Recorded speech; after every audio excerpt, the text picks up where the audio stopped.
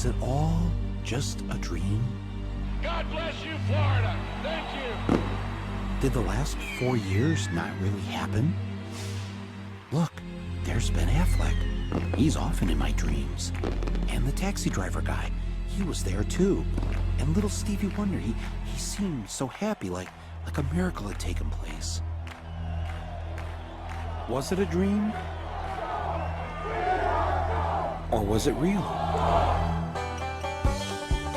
It was election night 2000, and everything seemed to be going as planned. In New York, Al Gore is our projected winner. The Garden State is green for Gore. We project that Mr. Gore is the winner in Delaware. This state has voted with the winner in Excuse me 1 second. I'm so sorry to interrupt you. Mike, you know I wouldn't do this if it weren't big. Florida goes for Al Gore. CNN announces that we call Florida in the Al Gore column. Then something called the Fox News Channel called the election in favor of the other guy. Not to interrupt you, Fox News now projects George W. Bush the winner in Florida, and thus it appears the winner of the presidency of the United States. All of a sudden, the other network said, hey, if Fox said it, it must be true. All of us at the networks made a mistake and projected Florida in the Al Gore column. It was our mistake. Now, what most people don't know is that the man who was in charge of the decision desk at Fox that night, the man who called it for Bush, was none other than Bush's first cousin, John Ellis. How does someone like Bush get away with something like this?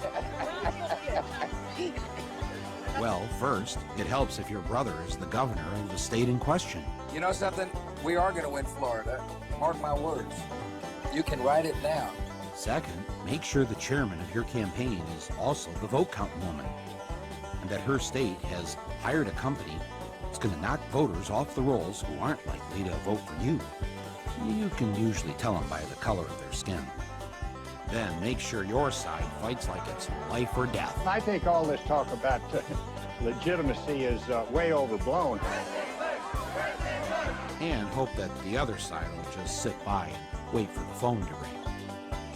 And even if numerous independent investigations prove that Gore got the most votes, if there was a statewide recount under every scenario, Gore won the election. It won't matter, just as long as all your daddy's friends on the Supreme Court vote the right way. While I strongly disagree with the court's decision, I accept it. What we need now is acceptance. We have a new president-elect. It turns out, none of this was a dream. It's what really happened. On the day the joint session of both the House of Representatives and the Senate was to certify the election results, Al Gore, in his dual role as outgoing Vice President and President of the Senate, presided over the event that would officially anoint George W. Bush as the new president. If any congressman wanted to raise an objection, the rules insisted that he or she had to have the signed support of just one senator. Mr. President, and I take great pride in calling you that, I must object because of the overwhelming evidence of official misconduct, deliberate fraud, and an attempt to suppress voter turnout. The chair must remind members that under Section 18 of Title III, United States Code, no debate is allowed in the joint session. Thank you, Mr. President. To answer your question, Mr. President, the objection is in writing, signed by a number of members of the House of Representatives, but not by a member of the Senate. Mr. President, it is in writing and signed by several House colleagues on behalf and myself of the 27,000 voters of Duval County, in which 16,000 of them are African Americans that was disenfranchised in this last election. Is the objection signed by a member of the Senate? Not signed by a member of the Senate. The Senate is missing. Welcome to the Gilchrist Experience. Those of you old enough to, that's only 20 years ago, but us ancient folks remember that well. That was the last time the Republicans stole an election, right? The year 2000. And it was decided by the Supreme Court. Now, where do you think Trump is getting these ideas from? You know? So, gentlemen, are we in for a rerun of 20 years old? What do you think? How about you, Graham? Well, anything is possible. Nothing is impossible. Depending upon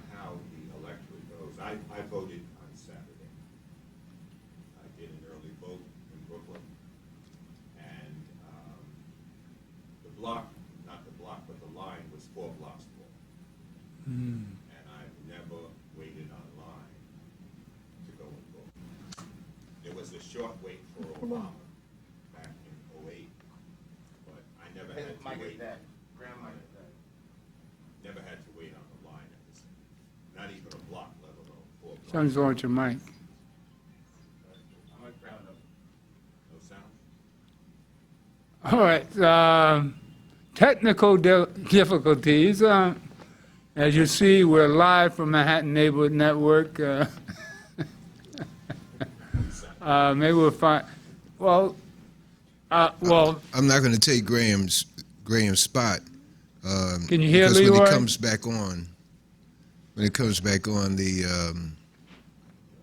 lines are indeed extremely long, and all ages and sexes were in that line. And it told me, well, what came to mind is that my mother would have this saying, she said, every shot I ain't sleep. So when you see, you may not see movement in the black community, but it is something going on for them to come out and, in my opinion, and be wrapped around the block. I can't deal with long lines. I got some other things to do because I can't even read while I'm in a line. So I saluted everyone in the lines that I saw at Wadley High School. It's not hooked up. Fifth Street. So Graham, you might be back The on. mic's not hooked to the. Yeah. Oh, that's the other one. That's a new one. One of the things where I voted, because they moved the polls for the early voting, it's not the regular polling place.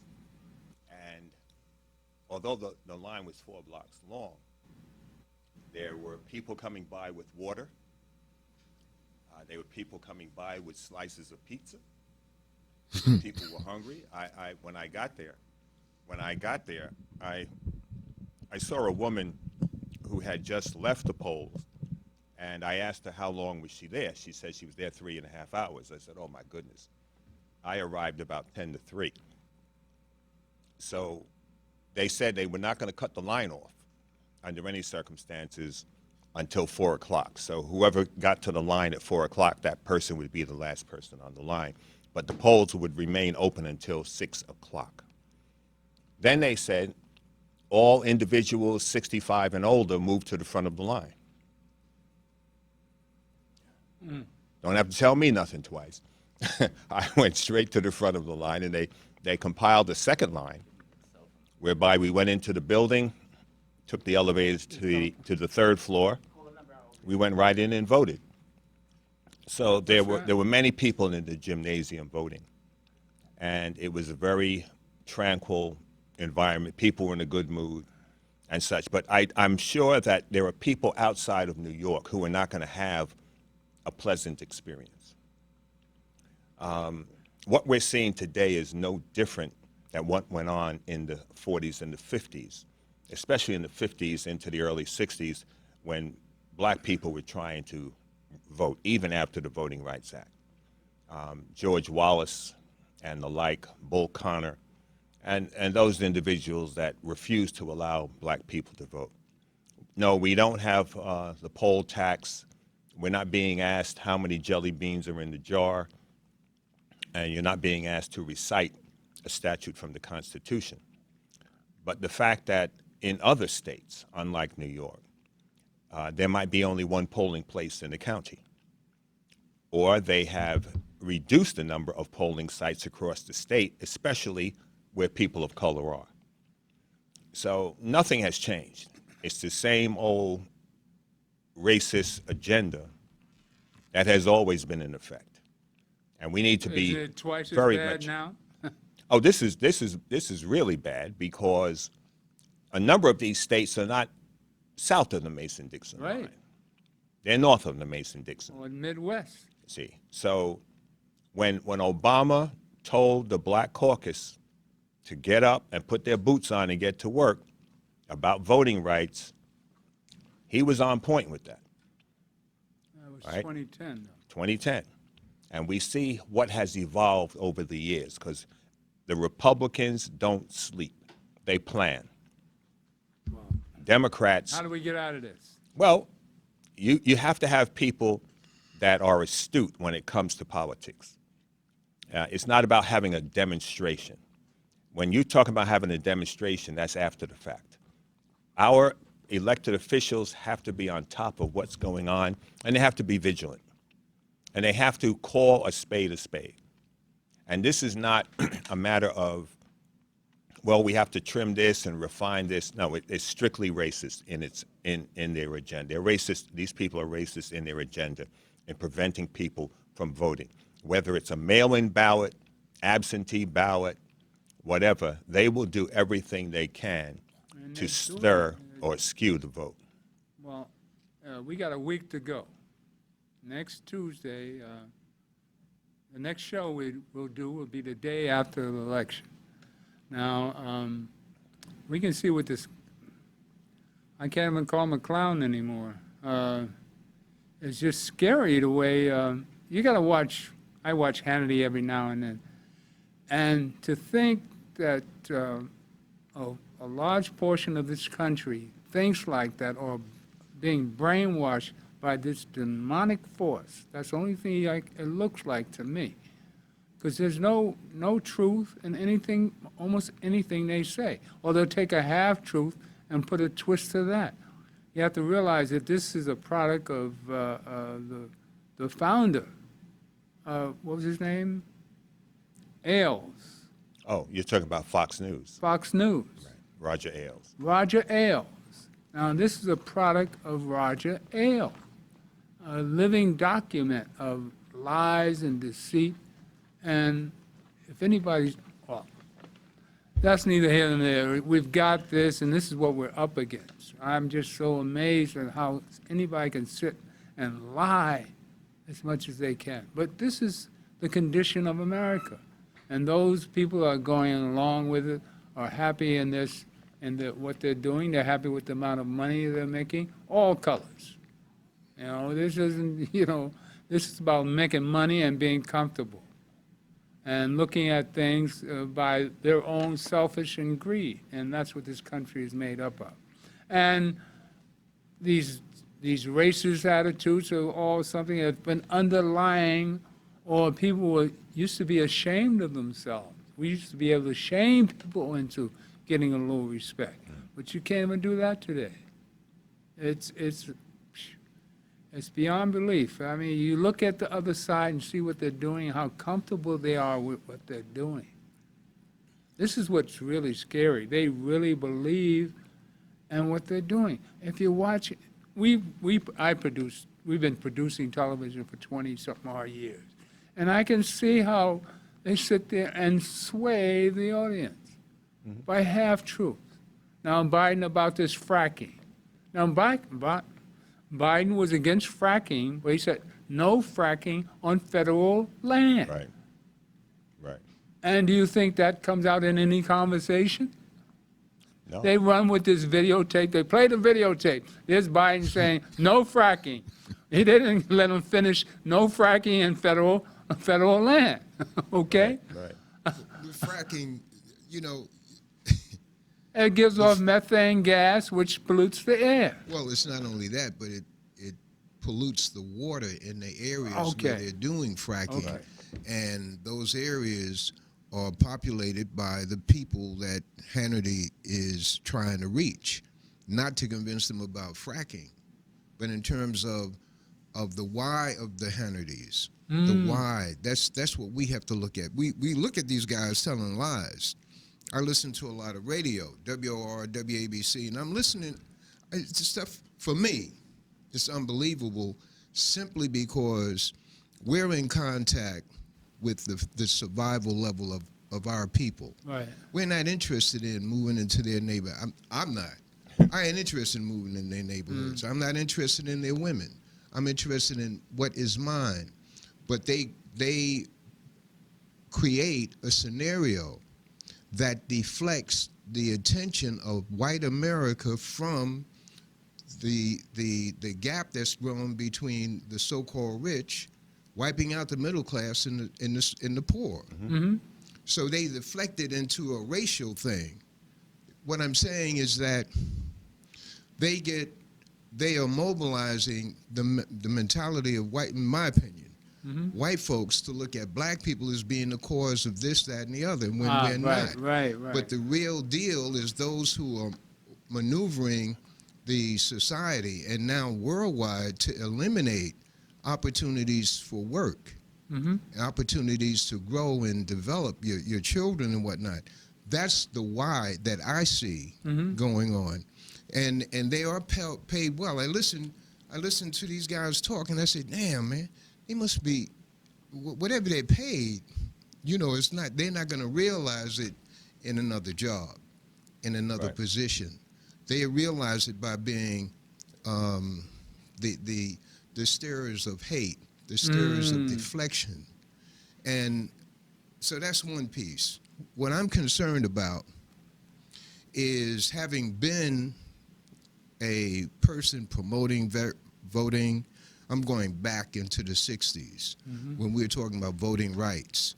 And we were led to believe that, I'm talking about what I experienced and what I heard, voting will change everything. But in the last few years, it's not voting, how much money did you give to the party, whatever party it is. It's money. We weren't told that in the beginning. When us getting into voting and being mobilized. So what I'm concerned about is that black people are looking at this election, and let's say Biden wins, hooray, hooray, and going back and looking at Love and Hip Hop, NBA Housewives, you name it, we're going, no. The condition of the economy worldwide, I'm not even dealing with COVID, the condition of the economy and so many people losing their jobs, families have to begin to talk to one another as to how we're going to save money, how we're going to take care of Uncle Jeb, who is being evicted. There are evictions going on right now. There's no moratorium. That's a game that they're running. And we can't be lulled to sleep. The election is important, but we have to look past that as to what we're going to do.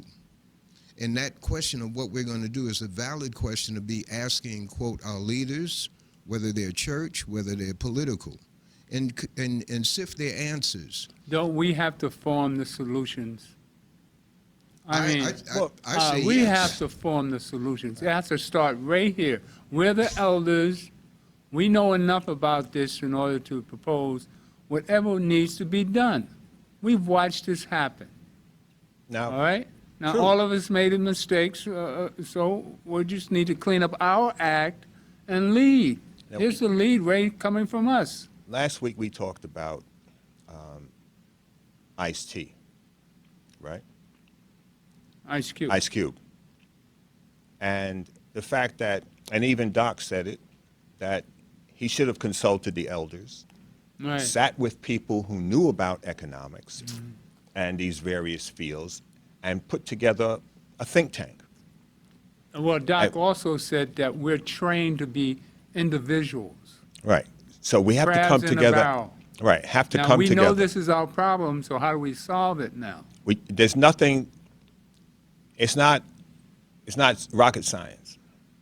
We have to call young people. There's no generation gap here. All right? Young and old need to come together and sit down. The things that we faced are not the things these young folks are facing today. The education that we got is not adaptive to the lives that they're living today. Because we went to school, they say, get a good education, get a good job. Well, if there are no jobs, what are you getting the education for? So you have to learn how now to become an entrepreneur, how to think outside of the box, as opposed to relying upon that man to give you a job.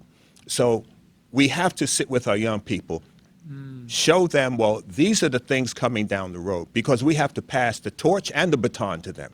And we have to enable them to run the race, because we have to step back. One of the things many politicians do. They want to hold on to an office until the day they die, but they're not preparing anybody to take their place. And secondly, they don't need to hold the office for 20 and 30 years. Come in, spend some time, and pass it on. All right, So that's a great sequel,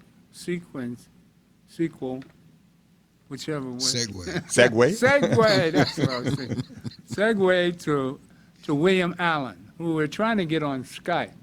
But what I want to do, I'm going to call Allen, and hopefully he's on the phone, or we couldn't get him on Skype, but I want to run roll-in number 2, and I want you to see what young people are doing at NAN. Now, this young man has been in the community for, I've known him 35, 40 years, since the 80s. And he started out as a youngster, born dead in Harlem, and went through all the, he's running for councilman this year, I think, or next year. All right, so I'm sorry he's not on Skype to introduce himself, but let's run another segue, number 2, video number 2. Man, nothing go right. So this man is like a mentor, uncle to me. He's a Sigma. He is, to me, Harlem. Really family to me. He has taught me a lot in just a couple of months that I've known him. I appreciate him so much. I wouldn't be at Morehouse if it wasn't because of him. He helped me find a full ride scholarship to Morehouse.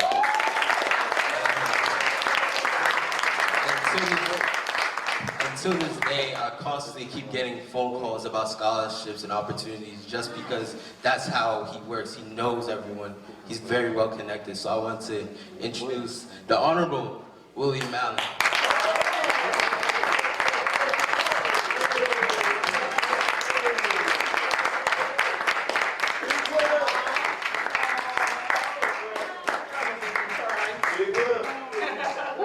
I'm about to cry here for him. Wow. Y'all gonna make me cry.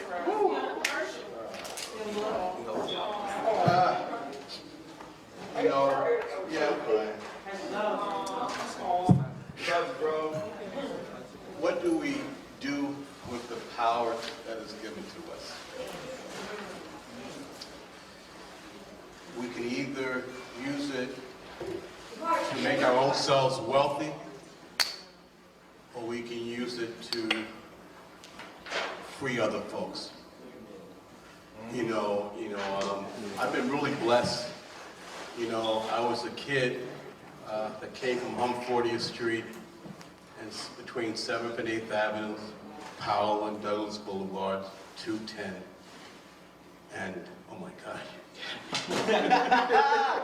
Yes, sir. I'm standing here not only to think about believing, but I'm just thinking about all the young men and women who didn't get to see the age of 18. And wow,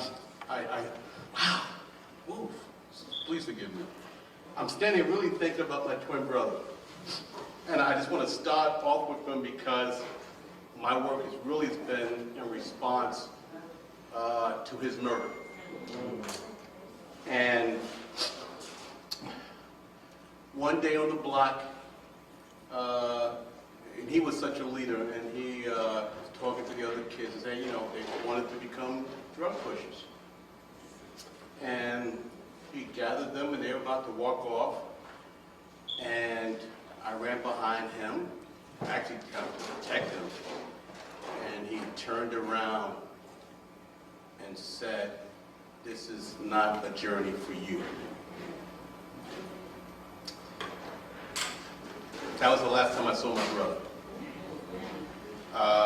He was shot in the head, standing on the corner of 142nd Street and Adam Place Powell. The bullet was not meant for him, but he chose to be in the wrong place at the wrong time. He was a natural-born comedian. He liked to joke around, and so that particular moment, his friends were there, about 8 of them, who all wanted to become wealthy, and they were joking around, and he found them jumping to the ground, thinking that they were laughing at his jokes, not realizing that the group saw guns coming up the block, And because he was moderating his panel, he could not see. And then he was shot. When he told me not to follow him, I ended up going up to the Democratic Club, 130 Chris Street in Adam Powell, and spent time with the councilman, Fred Samuel at that time, and Lois Banks and Jimmy Banks, my mentors. And all of a sudden, Mrs. Banks picked up the phone in the club and said, "Your family needs you to come straight home." Why? Just come straight home. What happened? I thought maybe something happened to my grandmother or my mom or somebody like that, so I get home. And my grandmother said that your mother's at the hospital. And you need to go meet her there. And so it was Harlem Hospital. And my brother laid in a room unconscious. Why do I tell this story? Because when you think about politics and one-on-one, you really have to think about where you start from and why you do what you do and what you claim is who you are and the power that you possess. And often as young people, we just don't understand how much power we got. I mean, you got a lot of power. And I've been blessed to do a lot of things when I was your age and younger. You know, I found myself as a young teenager being appointed the first teenager to a community board in the history of the city. Right? I'm on the recording street, right? In a tenement building. And I found myself the youngest person appointed as a trustee of a school district before I turned 21. Right? So don't tell me what is not possible. Just like he was told one day that because of coronavirus, that he was not going to get a scholarship to leave Harlem to go to Morehouse. And I had just met him. We were at a dinner for 100 black men, and he wanted to take a picture with Senator Chuck Schumer, and he came over to me and said, "Would I help him?" So we took a picture together. I gave him my NAN business card, and he called me a week later saying, "I need your help. You said that you would help, so I'm calling you for help." I said, "Okay, what's going on? You know, what happened?" He said, "They told me that I no longer had a scholarship." I'm like, "What? You know, who told you?" And so we began to come up with a strategy of how to address that particular crisis in his life.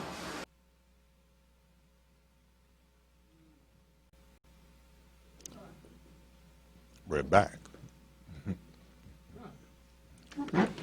Oh, this is a good one today. We're trying to get William on the phone. We tried to Skype. Well, you can see what the youth are doing. We were talking about young people and where you start. And there's a heartfelt story about a young man that's spent his entire life in Harlem working with people. He works he's a professor over here at John Jay College. All right, he's been the crisis director at National Action Network. And we got William on the phone finally, huh? Is that you, William? And today I met with Spanish television. Huh? Is that you? Yeah, that's me. All right, speak up. I'll take you off my cell. Hello? Hello. Can you hear me? Yeah, can you hear me? Hear you. We just ran that rolling from the youth huddle. Okay. I was telling you about your little history, not little history, vast experience of coming up in the political realm, and where your whole thing started. You were a kid from Harlem, and this when you first came to NAN, I told you this was a calling, and that the spirits were calling you to take over as Christ director at NAN. And now that you tell the story of the twin brother, yeah. All right. Now, my analysis of all this is that murdered spirits linger. Yeah. All right. So that murdered spirit is lingering over you and protecting you and guiding you. And plus, it's your twin. So that gives you an extra purpose on the planet. And then you come to NAN, and where we're just completely surrounded by murdered spirits, because that's what we cater to. Now all these murdered spirits are screaming out, "No justice, no peace." Yeah. So then we have the angels that mentored you. What were their names? Teresa Freeman. Teresa Freeman and Austin. Yep. Beverly Austin. Yes, indeed. One of the great giants. Now you're talking about a crisis director at NAN. You don't know the story about Teresa. Teresa is a political mentor of many of people. Tell us about your story, man.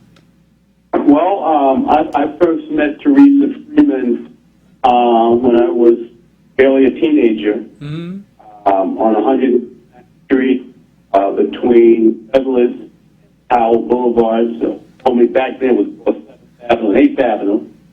And she was living in a brownstone, 2 brownstones, the Fred Samuels, Nelson's brownstone. And as I was walking towards, she had this smile on her face. And I know who you are. And she says, "You're that kid that just got appointed to the community board. You know, we want to talk." And she gave me her number, I gave her mine. She must have called the next day, spoke to my mom, and he invited me out to eat, and we became fast friends from that moment on. And I learned so much that from that thing I became a trustee of the school district. She had convinced me that I had a school board. And then many years later, I became to her. Well, a lot of the people, I guess that's talking family, and a lot of people don't know what we're talking about. But I want to refer to this roll-in we just did with the young kids, the young man from Morehouse who said you saved his life practically. So we want to talk about the crisis director at NAN now, what you're doing now. And this calling that you have, and you're doing a fantastic job. Thank you. And, well, you saw the evidence of it. You're telling your story amongst all these youngsters. We had a full house. There must have been 40 people in the house that night.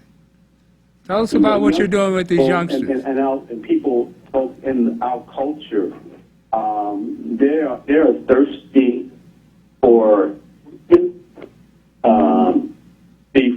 leadership, and they're looking for someone, as I found in my life, to mentor me, that just the straight, to be accountable to our own future, but show us how to do it. Show us the steps, give us the support, make it happen. So the young person that you were talking about, Felipe Dosa, I had met him at a 100 Black Men dinner, interested in taking a photograph with U.S. Senator Chuck Schumer. And he helped. And so we took this picture with the senator together. And the next thing I know, a couple of days later, he called me up and said, "Mr. Allen, as I told you, I've been accepted to Morehouse. I got a call recently saying that scholarship has been cut and I may not be able to go to college." And when he told me, I was devastated.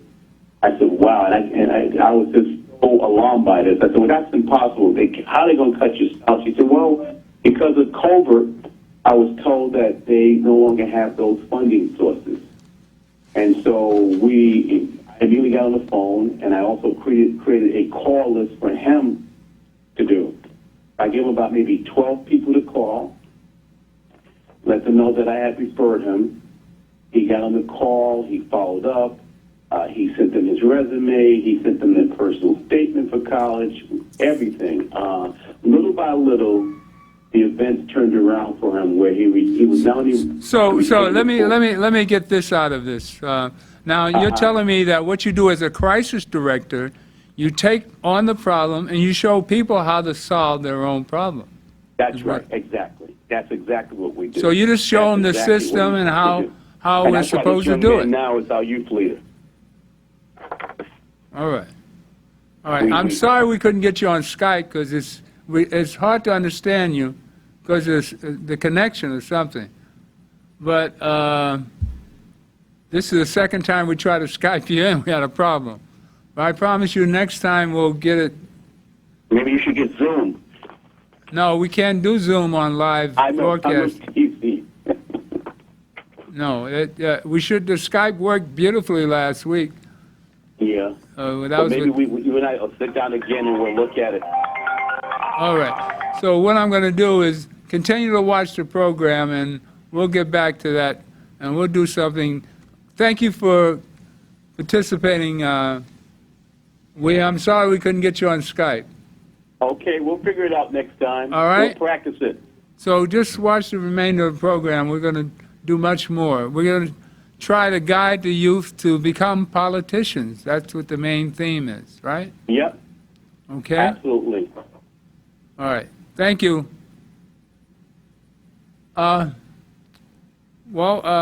He's doing a great job. Yeah. Based on what I'm hearing him say on Saturdays when he reports what's the calls that come in. And one of the things that I remember is that, and hopefully I'm correct on this, is that he says the majority of the calls that come in, the people have no socio-political involvement in their areas. Right.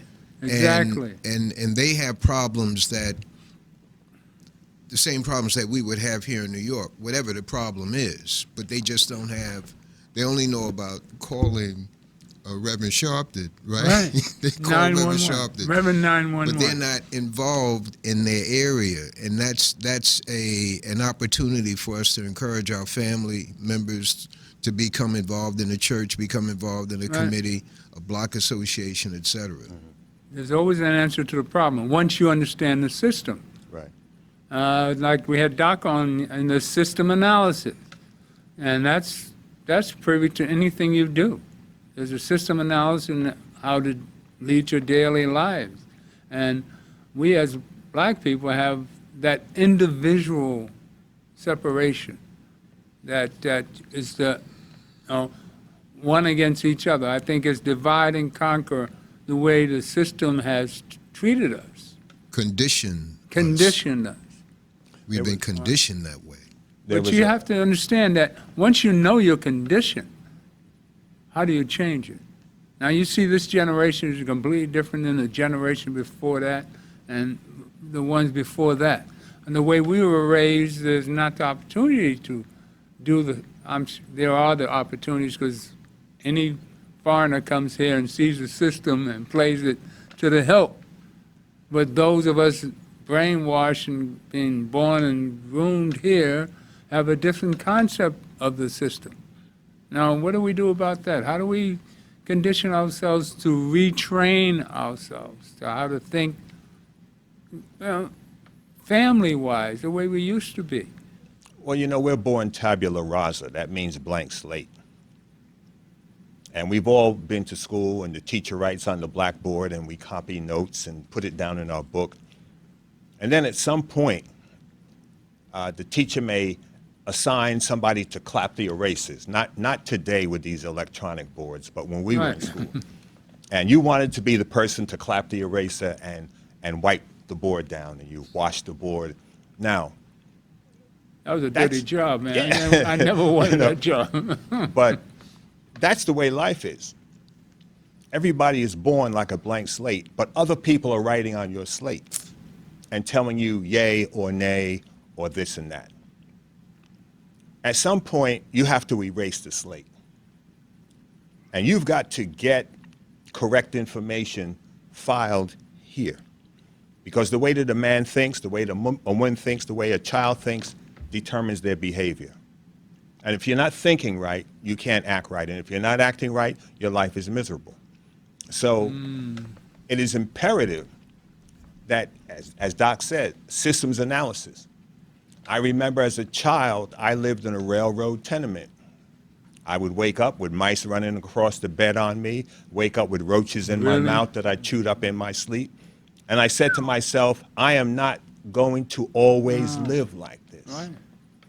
That was in my mind as a child. Right. And it came to fruition. Right.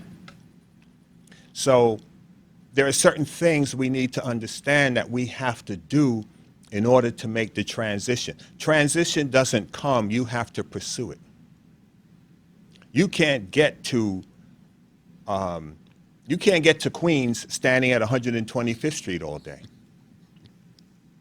Can't do it. It doesn't work that way. You can't get a job standing at your door waiting for a job to show up. It's a system analysis of your life. We have to determine what must I do to get from here to there. And it doesn't have to be a long, trying effort. We should start with small things, all right? Who am I hanging out with? Who is influencing the way I'm thinking? Are the people I'm hanging out with, are they doing anything? Is their life productive? Do I want more out of life than they do? And if I do, then I need to start hanging around with people that are getting more out of their lives than the people I'm hanging with here. And it's not about putting down another person. I always tell students, you were not born with your homies. They were not there when you were born, and they won't be there when you die. All right? I went to school. There were 5,000 students in my high school. I was the president of the school, and I can only possibly find one person that I went to high school with. If I needed $1 for a cup of coffee. So your homies are not going to be the ones to save you. It is in you to save yourself. And once you get your footing, try and bring another one on. Right. I always told recruits, guys that came on the job, you're not qualified to be here until you bring somebody else here. Because you didn't get here on your own. Your taking the test didn't get you here. Adam Clayton Powell made it possible for me to become a transit police officer at a New York City Police Department office. Adam Clayton Powell. And it's not because you took the test. It wasn't about you or me. It's about him. So it's not about your situation, my situation. It's about those coming behind us, just as we were talking earlier. We have to leave a legacy. A 15-year-old child, a 15-year-old kid can leave a legacy for his 7-year-old brother or sister. We must all think about legacy. I remember Alma John mentored me from elementary school right up to college. And there has to be mentorship. You shouldn't be idolizing someone you don't know. And when I say idolizing, I'm not saying with reverence, but you want to be like that person. That person is you're aspiring to be like that person. As long as it's moral, ethical, and legal, go for it. That's the important part. Moral, ethical, and legal. And you get near that person to learn their craft. You mentioned moral, legal, and ethical. And today we have people striving to be gangsters. And that's exactly what the problem is. So what I'm going to do now is to show you, we're ready, item 3. We all learn from people who have been victims of the system. And we're going to go back to Central Park 5 and Donald Trump, who's our nemesis today. But run number 3 and we'll come back in a second. Remember this one? Youssef. Oh, that's my boy, man. All right. Donald Trump then comes out. Oh, Michael Warren. I spoke with him a few months ago. Donald Trump, Tariq. a common citizen, he takes his own money, pays for newspaper space in New York City's main newspapers, and he calls for the reinstatement of the death penalty specifically for the Central Park jogger case. There were other folks who were chiming in, and they were saying things like, you know, if we took the eldest one of them, Corey Wise, and we hung him from a tree in Central Park, and if we took the others and we horsewhipped them, maybe our park would be safe again. This is what, you know, like, this whole process that they put us through was so amazing that when I tell young people about it today, And my mentor, of course, is definitely Malcolm X. But when I say Nelson Mandela, because people always ask me, they say, well, you know, had I not known you was in prison, I would have never known. Like your demeanor, your presence, the way that you carry yourself. I've seen people who come home from prison, you don't even look like that. And I said, well, you know, Mandiba used to say, to be angry, to be bitter, is like drinking poison and expecting your enemies to die. They don't care what they do to you and how they do it. They're like, man, I mean, I'm sure Donald Trump is sleeping on his plush king-size, you know, custom-made beds with the pillowcases and all of that stuff that has 8,000 thread counts. I'm sure, you know, somebody wrote in one of the papers, they said when they found out that we were innocent, you would hope and wonder that we would have received some sort of apology. And they said this thing about apologizing was the dust for one of his maids to sweep up. The only apology, people always ask me, they say, have you ever received an apology? And the only apology that we have ever received, the only apology we have ever received was from one of the courtroom artists that used to draw us. You know, we've been run over by a few different trains, and we look at, we see some light, some trains and some cars that run us over. But we think that this is the justice coming. You know. So with that, like the slave ships when they sail, but they don't know. My people was made to war. My people's all safe today. My people got more people together. More people, more sisters and brothers. My people stay strong and ours. My people will never fail. My people will. Make a note that you saw his, I think, 3-year-old on his lap. Yeah. That's Youssef. Quite. And what always impressed me is the lack of bitterness, which I think we all, as black people, need to learn, that we can't be bitter about this. You know, I think that's how, I think that's what holds us back sometimes. I think in terms of that, it's how you channel that energy. Oh, right. And the way he channeled it. The best revenge is success. Right. So here he is. I believe he has a PhD now. He got his doctorate? Yeah. I believe he does. But that's a credential for what he is anyway. Right. Very smart, Mm-hmm. humble. Like you said, he has a PhD. You see him in the community. He's a beautiful, beautiful spirit. Yeah. His mother too. Yeah. His a fantastic woman. Oh, yeah. Wow. That's the story as to how her fight with the how she defended him. Yes. And parents would come to her and for help with their children having been taken away by the court system, not ACS. And the stories that she tells. Yeah, we fought a lot of battles together on that one. But many a case. Brother, see, there's something about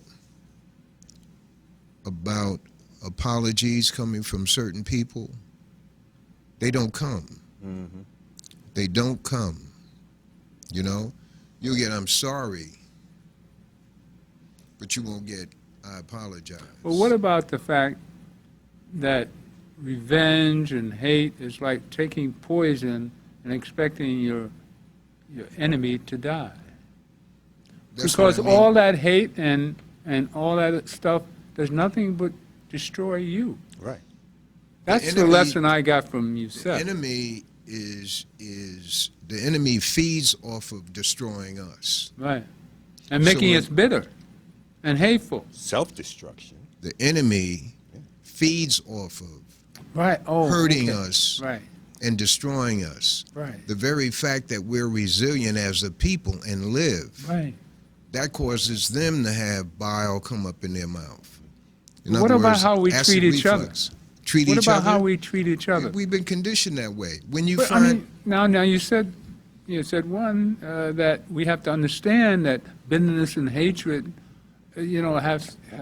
comes out what? Like what? You're poisoning yourself. Right. Well, that's how we treat each other, because we poison ourselves with this hate and blaming the white man on how we don't get along. Systems analysis again. All right? How he puts the guns in our community so we kill each other, or he puts the crack in the community because we don't have any jobs. Why can't we system analysis and form our own corporation? Or Nigeria, where the top echelons are doing what? They're living off the fat of the land. Correct. And the poor people are doing, and that's an all-black country. Well, Martin said, I Right? refuse to hate. Martin said, look at the contours of the faces of people that hate. Right. Last night, Rachel Maddow did a piece. Go to MSNBC if they have it on there. You need to look at this piece About that she voting. did I saw that last about voting and on Sheriff Clark in Alabama. Yeah. And what Negroes went through under Roy Clark. And there came a time when the Civil Rights Bill, the Voting Rights Bill was passed, but Roy Clark had a heart attack. And Rachel said, when the word got out that he had a heart attack, yeah, they pray for him. the young people went to the hospital, the very young people that he was violating. They went to the hospital and knelt around the hospital and prayed for this very oppressive man. They prayed for him. He recovered. He came back saying not a word of thank you, but going right back to doing what he did. He was voted out of office in the next election. Right. Then he wound up going to prison for importing 2,000 pounds of marijuana. So he went from being the sheriff to the inmate. And God don't like ugly. It doesn't make a difference whether you get the apology or not. Do what is right. Well, I want to end it. We only got a few minutes left. But one more roll in. I always appreciate this one. Pray number 4, because I think this is apropos for all of us to understand. Now, here's another victim, a mother's victim. All right? Play number 4 for me, please. Now, remember her? Did you hear about the DA? As I was riding through here, through this city, I noticed a lot of damage. It doesn't reflect my son Brianna. Yeah. or my family. We can talk about that. If Jacob knew what was going on as far as that goes, the violence and the destruction, he would be very unpleased. As I pray for my son's healing, physically, emotionally, and spiritually, I also have been praying even before this for the healing of our country.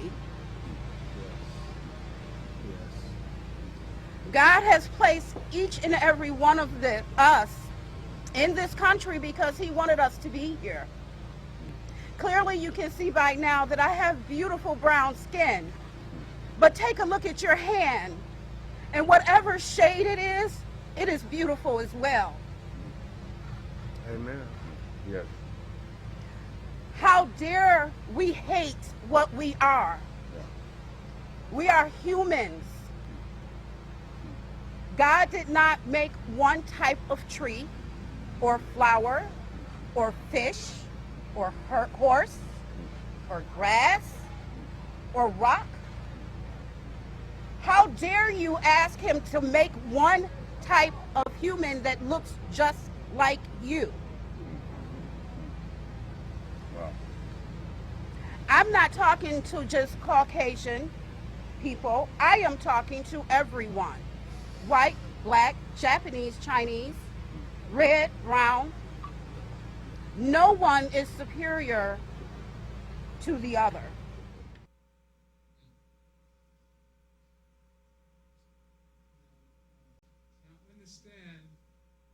Son was shot in the back 7 times. 7 times in the back, and survived. You know, because he had a praying mother. Huh? I'm not saying that other people didn't survive, because they also had praying mothers, but you can see what kind of mother he comes from. All right? Now, where do we develop this consciousness of all people are humans? Because of how we're treated. But I think our main development has to come with how we treat each other. So that same principle has to come to us about us being human. And God giving us an answer of God is love. You know, like I always say, the God in me loves the God in you. And I mean that because of the fact that everybody, in essence, has a God consciousness. Even the devils, because that's the struggle. Like you choose what you want to be. You create in your mind, you give a concept of what you want to be as a human. And if you think that way, you'll come to fruition. You just feed it with positive thoughts, and that's the way you build your life. That's where everybody creates their environment. You're a product of your thoughts and energies.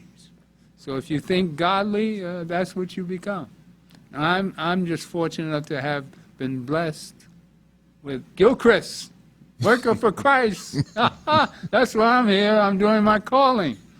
And I take it with pleasure, and here I go again. May I say this? And this is homework for the audience. When you talk about that Roy Clark episode, it reminds me of Aesop's fable about the scorpion and the turtle. The turtle can swim that river, and the scorpion asks the turtle to take him over. Right. But that's for the homework of the viewers to check out that story about Aesop.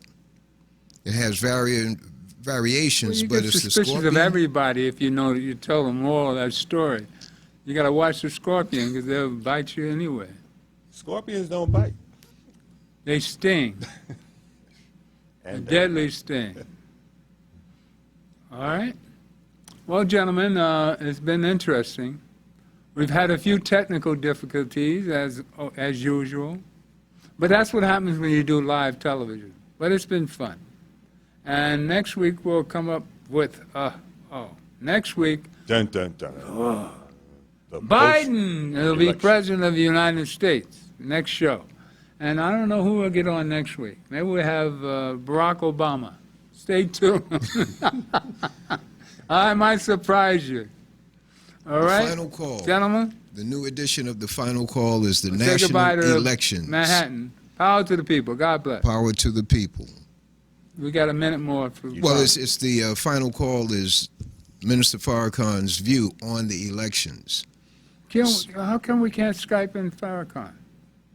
Sure you can. Can we do it next week after the election? Well, it's best for the hosts All to right. make contact. Give me a and number. I'll get the information. All right. I'll call him. I'll get the information. Oh, that'd be fun. That'd be I'd fantastic. love to hear what he says. That would be great. All right? Off the chain. If we get our Skype, we'll make sure we get our Skype together. It'd be embarrassing. Yes. To have them on and we don't have the equipment. Yeah, you have to go back set and up. test it out. All right. It worked last week. Yeah, I know. Well, maybe that's why we didn't get it right this week. You know, Got to they have give a strong us. internet signal on both. And ends. again, for the Bronx, power to the people. God bless. The God in me loves the God in you. Stay tuned for more. Vote, vote, Gilchrist. vote, vote, vote. Peace. Out.